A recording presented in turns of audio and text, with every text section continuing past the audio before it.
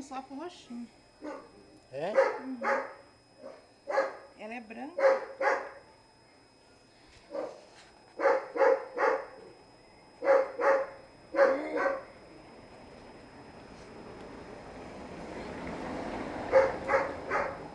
Vira mais assim.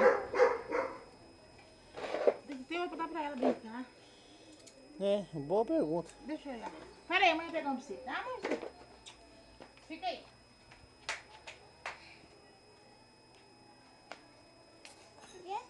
Oi. A mamãe vai cortar a unha do papai. Vai pra você pra cá. Tá.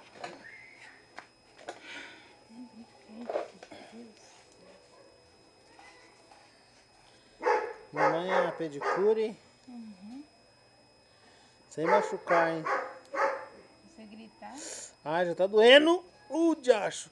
Nossa, queria que fosse salão. Ai, pegar 3 montes. Se você for trabalhar de cortar unha, cara, mexer assim com Nossa, as coisas, você vai passar fome. Você não vai fazer nem pro alho. coitado. Ó, cheio de sujeira. Não, mas já cortou da Juju.